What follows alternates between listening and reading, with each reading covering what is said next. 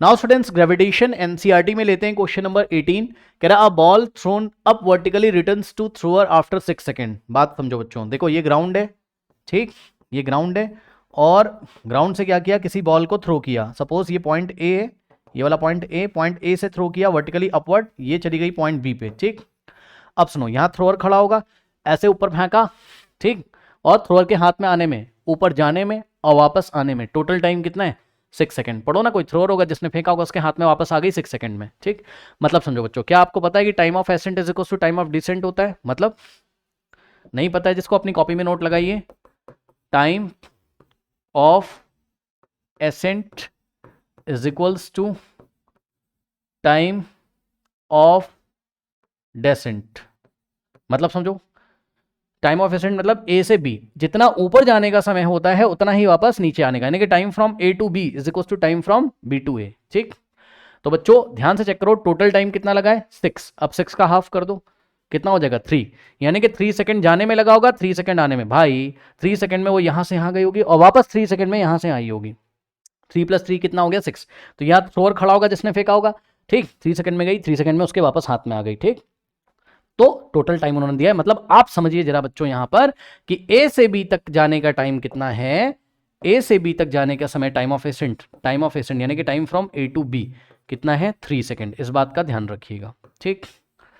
Similarly एक अलग से लिख देता हूं, हालांकि इसका कोई काम नहीं है, but time from B to A, वापस बी से ए आने का टाइम कितना हो जाएगा, 3 सेकंड। 3 + 3 टोटल कितना हो जाएगा, 6 सेकंड, ठीक है। 3 सेकंड में जाएगी, 3 सेकंड में वापस उसके हाथ में आ जाएगी, टोटल हो गया 6 सेकंड, ठीक।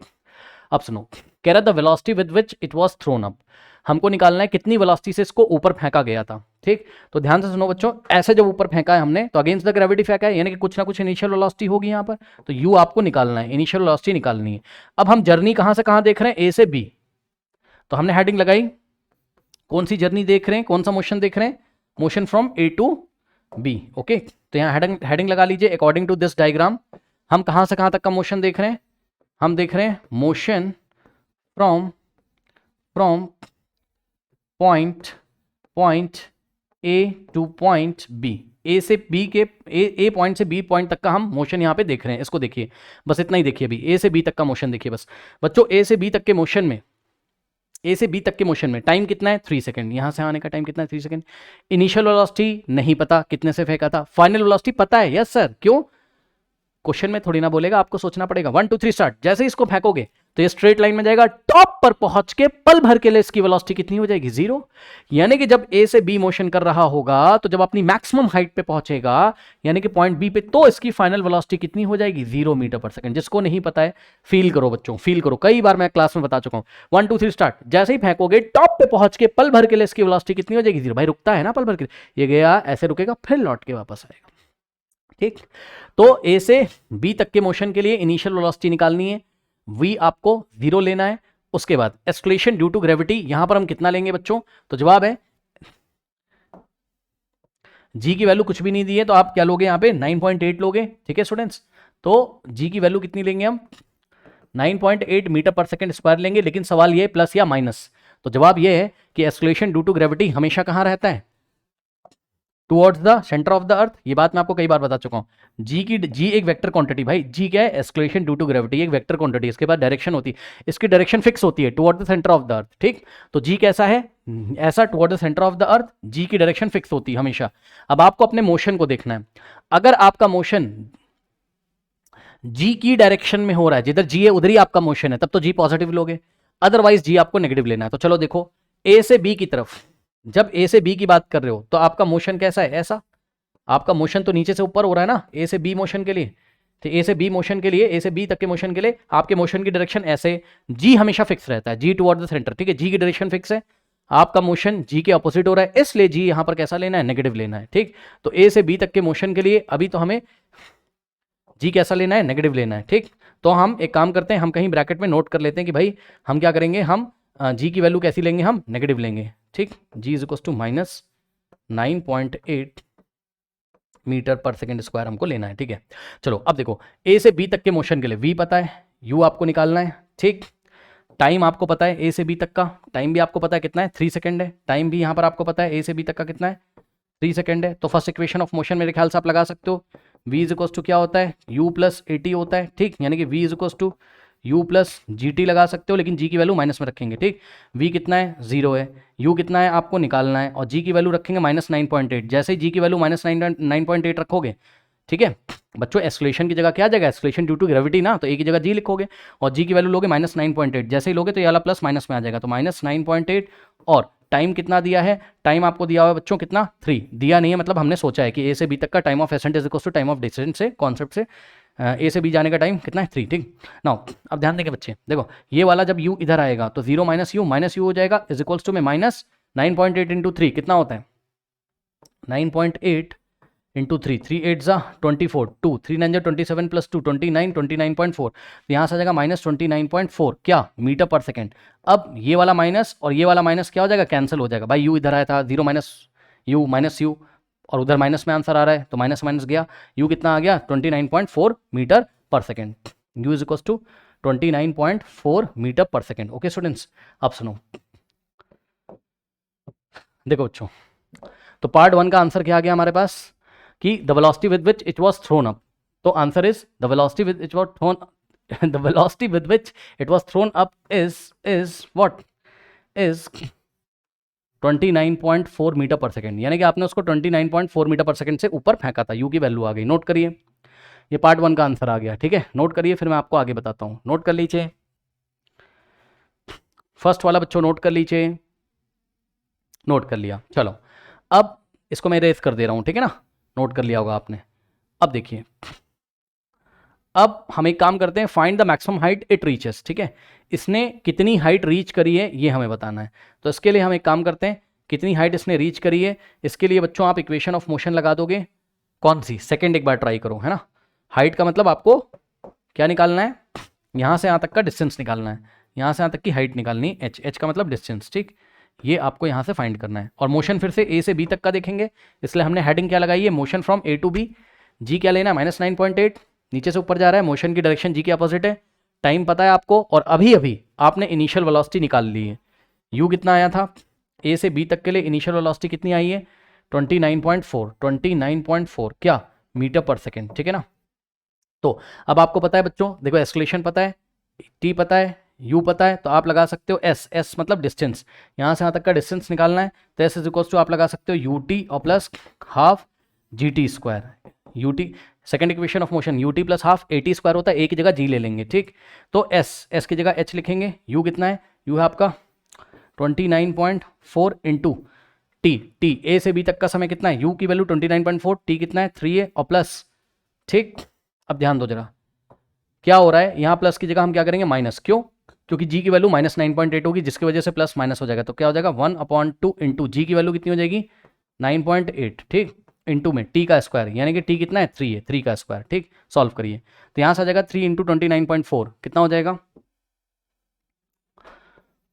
29.4 इंटू 3, 3 4 दा होता है कितना 12, 1 जाएगा, 3 9 जा 27 प्लस 1 28, 2 3 2 जा 6 प्लस 2 8, ठीक है, कितना आ गया, पीछे से 1 डिजिट छोड़ के डेसिमल, ये आ गया 88.2, ठीक, सो ये आ जाएगा 88.2, एक बार फिर से चेक करो, 3 4 जा 12, 1 3 9 27 प्लस 1 28, 2 3 जा 6 प्लस 2 8, ठीक है, फिर 2 1 जा 2 और 2 4 जा और 2 9 जा, यानी कि कितना आ गया 4.9 माइनस, देखो 4.9 इंटू 1 4.9, सो माइनस 4.9 इंटू में 3 का स्क्वायर, यानी कि 3 इंटू 3 कितना आ गया 9 आ गया, ये लीजिए 3 का स्क्वायर, 3 2 जा 6 मत कर देना, 3 3 जा कितना होता है 9 होता है, अब 4.9 इंटू 9 ये कितना हो जाएगा, आइए चेक करते हैं, ठीक, यहाँ पे आ जाइए 4.9 इंटू 9, ठीक, सो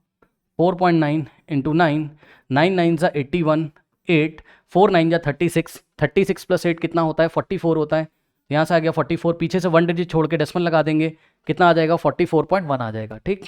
सो यहाँ से हो जाएगा बच्चों 88.2 माइनस 4.9 इंटू 9 कितना हो गया 4.9 इंटू 9 44.1, अब क्या करेंगे 88.2 में से 44.1 माइनस करेंगे, आइए माइनस करते हैं,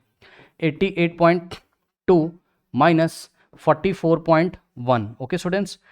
2 माइनस 1 कितना होता है 1, ठीक, डेसिमल के नीचे डेसिमल, 8 माइनस 4 4, 8 माइनस 4 4, कितना हो गया 44.1, तो कितना आ जाएगा आपके पास 44.1 मीटर्स। ओके स्टूडेंट्स, यानी कि ए से बी तक का जो मैक्सिमम हाइट, यहाँ से यहाँ तक मैक्सिमम हाइट कितना लिया उसने, 44.1 मीटर्स का। ओके, सो पार्ट बी का आंसर आ गया, the maximum height it reaches is 44.1 meter. Okay students, तो ध्यान दें, यहाँ डायग्राम में भी लगे हाथ आप बना लीजिए जो आपका आंसर आया है। ये कितना है टोटल, यहाँ से यहाँ तक टोटल कितना है। अब मैं इसको हटाता हूँ यहाँ से, ठीक, और मैं आपको दिखाता हूँ कि टोटल हाइट कितनी है, मैक्सिमम हाइट उसने कितनी रीच करी है, 44.1। अब यूनिट नहीं लिख रहा हूँ मैं, समझ जाना, 44.1 क्या है, मीटर्स है, ठीक। और ये इसने किया है 3 सेकेंड में डिस्टेंस। ओके, नोट कर लीजिए।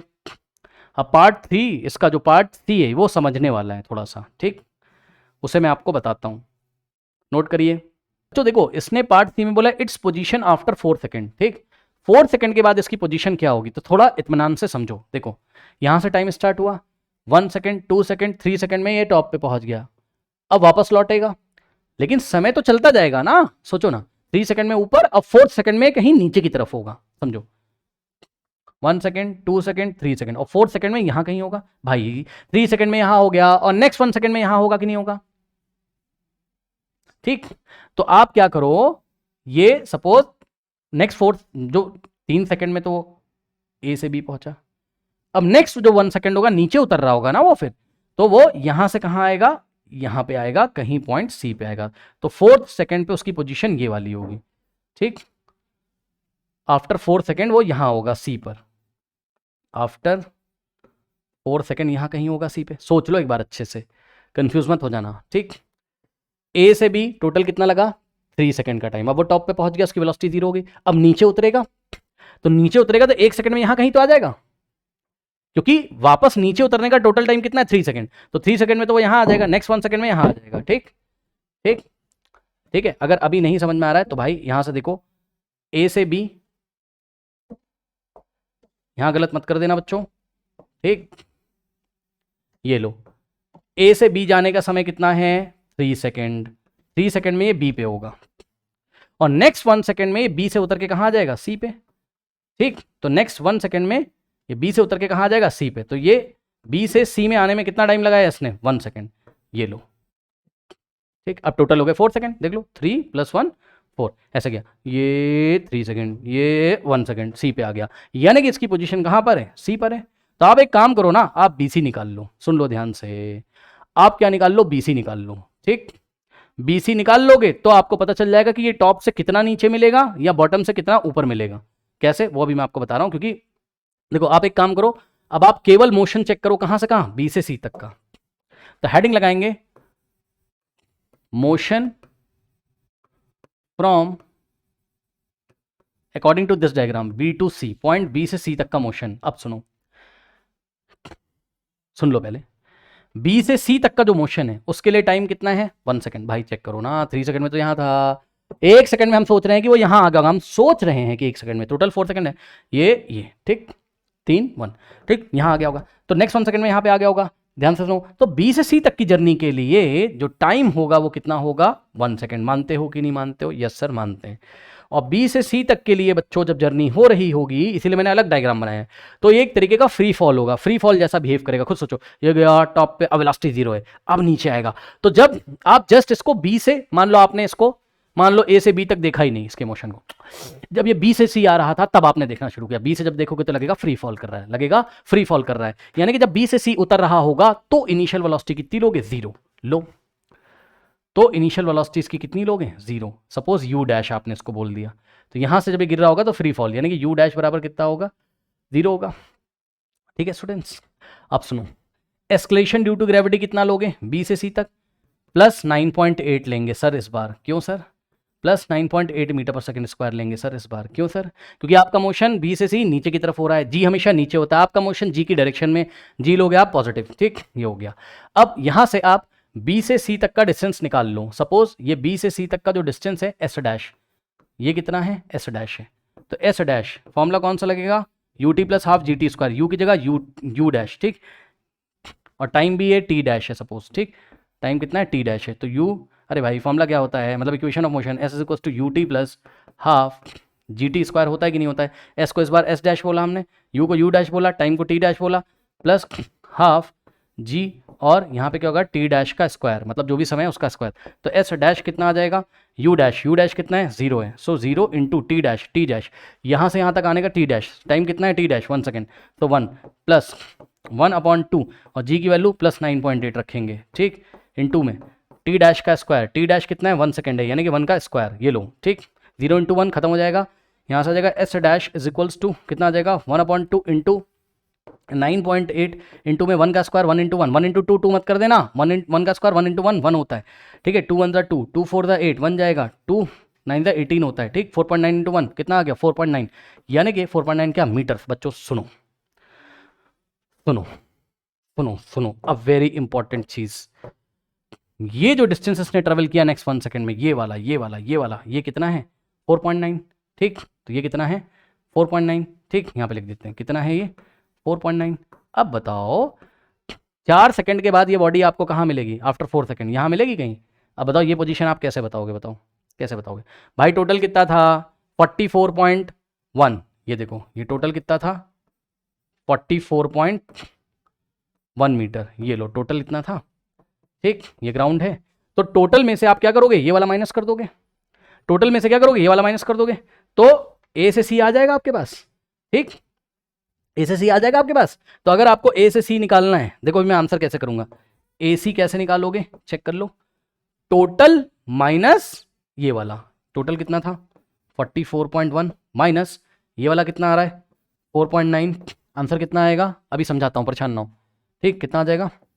44.1 और माइनस कितना हो जाएगा 4.9 11 माइनस 9 2 डेसिमल 13 माइनस 4 9 और यहाँ पे कितना आ जाएगा 3 39.2। अब मेरी बात ध्यान सुनो 39.2 मीटर। अब आंसर देने के दो तरीके हैं, क्या, यहाँ से यहाँ हो गया लो 39.2 मीटर, ठीक, उसकी पोजीशन बतानी थी आपको, कहाँ है उसकी पोजीशन 4 सेकंड के बाद पॉइंट सी पे। अब आप चाहे टॉप से उसकी पोजीशन बता दो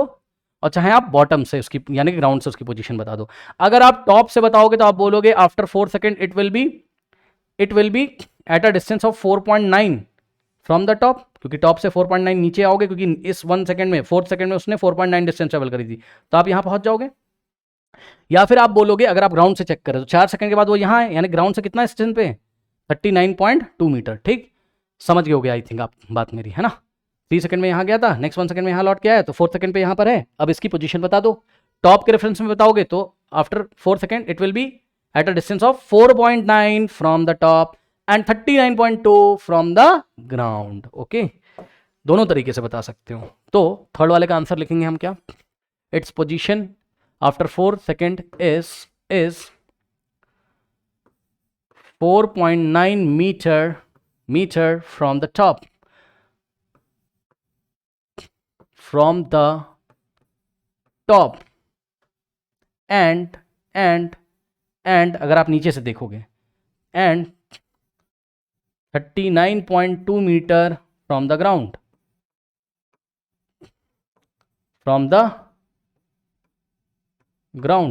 ओके स्टूडेंट्स। तो इस तरीके से आप इसका थर्ड वाले पार्ट का आंसर दोगे, ठीक है स्टूडेंट्स, नोट कर लीजिए। नाउ स्टूडेंट्स लेते हैं question number 19, very easy question. In what direction does the buoyant force of an object immerse in a liquid acts. बहुत आसान है बच्चों, ये कोई लिक्विड है, ठीक है, सबको पता है ये लिक्विड है, और कोई ऑब्जेक्ट को अगर हम इसमें इमर्ज करते हैं, डुबाते हैं, ठीक, ये कोई ऑब्जेक्ट हमने रखा है यहाँ, तो क्या होता है ऑब्जेक्ट का वेट कहाँ लगता है नीचे, लेकिन इस ऑब्जेक्ट को ये जो लिक्विड है ये ऊपर की डायरेक्शन में एक फोर्स लगाता है, जिस फोर्स को हम क्या बोलते हैं बायन्ड फोर्स, ठीक है स्टूडेंट्स। तो बायन्ड फोर्स की डायरेक्शन कहाँ होती है, हमेशा अपवर्ड होती है। So the answer is an object immerse in a liquid experience buoyant force in the upward direction. अब सुनो, कुछ बच्चों कॉन्सेप्ट नहीं क्लियर होगा तो आप एक काम करो, आप एनसीईआरटी का हमारा पेज नंबर 141 पे जो क्वेश्चन दिए हुए ना, what do you mean by buoyancy, question number 2 YouTube पे टाइप कर लो what do you mean by buoyancy, तब भी आपको क्वेश्चन मिल जाएगा हमारा, ठीक है, देखिएगा उसमें सारे कॉन्सेप्ट क्लियर किए हैं। उसके बाद व्हाई डज, ये question number 3, why does an object float और sink when place on the surface of the water, ये वाला देख लो, ठीक है, क्वेश्चन नंबर 2 3 देख लो। उसके बाद आप यहाँ पे देख लो, अगर आपको आर्किमिडीज प्रिंसिपल और बायन्ड फोर्स के बारे में नहीं पता है, ठीक है ना, तो आपका यहाँ पे देख लो पेज नंबर 142 पे जो क्वेश्चन नंबर 1 और 2 है, ये सारे क्वेश्चन देख लो तो आपका क्लियर हो जाएगा। या फिर आप यूट्यूब पे टाइप करो gravitation in one shot bye 2 pi classes, ठीक है। तो उसमें क्या किया हमने, इन सब एग्जांपल्स को कवर किया हुआ है, यहाँ से आपके कॉन्सेप्ट क्लियर हो जाएंगे। अगर आपको आर्किमिडीज के प्रिंसिपल के बारे में नहीं पता है और आपको बायन फोर्स के बारे में नहीं पता है, ठीक है स्टूडेंट्स। वैसे तो आप स्टार्टिंग से फॉलो कर रहे होगे तो कोई प्रॉब्लम नहीं होगी, नोट कर लीजिए।